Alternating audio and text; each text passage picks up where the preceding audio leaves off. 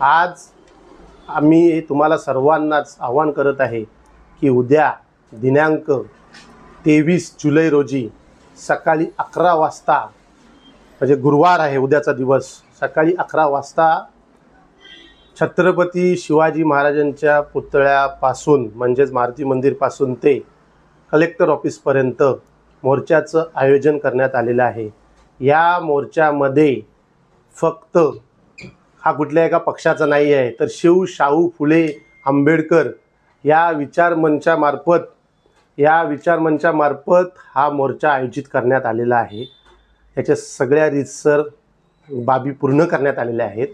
त्यासाठी मी सर्व रत्नागिरीकरांनाच नव्हे तर जिल्ह्यातील आणि जिल्ह्याच्या जवळच्या नागरिकांनाही आव्हान करू इच्छितो की आपण या मोर्चामध्ये सहभागी व्हा। मग ह्याच्यामध्ये तुम्ही भारतीय नागरिक आहात आणि ह्या देशामध्ये जे काही चाललेली आहे जुलमी राजवट, मी परत एकदा पुन्हा एक सांगतो, भारत सरकार नव्हे तर ह्या मोदी सरकारमार्फत, कारण भारत सरकार अशी नाही आहे, कारण देशाच्या नागरिकांवरती, खास करून देशाच्या भविष्यावरती जे कोणी लाठीचार्ज करणार आहे, असा अमानुष अत्याचार करतायत, अशी ही सरकार असू शकत नाही। ही मोदी सरकार आहे, जुलमी सरकार आहे। आणि आमची ह्या मोर्चामार्फत मागणी अशी असणार आहे की ते कोणते धर्मेंद्र प्रधान कोणते मिनिस्टर आहेत, अरे त्याचा राजीनामा अजून देत नाहीत। हे काय कुठल्या कातडीची सरकार आहे, गेंड्याची कातडी पडवडली, पण ती ह्या सरकारची बघा कुठली कातडी आहे ती। हे राजीनामा घेत नाही। राजीनामा घ्यायला काय आहे, चूक आहे तुमची। अरे राजीनामा तर ते नाहीच नाही। आणि जे ह्याला कारणीभूत आहेत, जे कोण अधिकारी कारणीभूत आहेत, त्या अधिकाऱ्यांवरती पण कारवाई नाही। आणि ज्या विद्यार्थ्यांचं भविष्य अंधारात गेलं त्या विद्यार्थ्यांवरती कारवाई। त्याच्या पुढे जाऊन कालचाच विषय राहुल गांधी, जे कोण साधासुद्धा माणूस नाही, देशाचा विरोधी पक्ष नेता आहे, एक कॅबिनेट म्हणजे मंत्र्याचा दर्जा आहे, त्याला ज्या प्रकारे उचललं। आज काहीतरी फोटो आलेत त्यांचे, एक पायामध्ये शूज आहे आणि दुसऱ्या पायामध्ये शूज नाही आहे, कपडे मळकटलेले आहेत, काय केलं 2.5 तासामध्ये त्यांच्याबरोबर ते आम्हाला अजून माहिती नाही।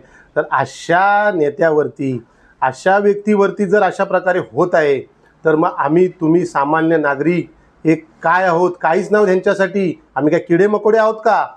ह्याच्यासाठी रस्त्यावर उतरलं पाहिजे। हे सरकार, हे मोदी सरकार, मी भारत सरकार परत म्हणत नाही, हे मोदी सरकार प्रत्येक क्षेत्रामध्ये अपयशी ठरत आहे।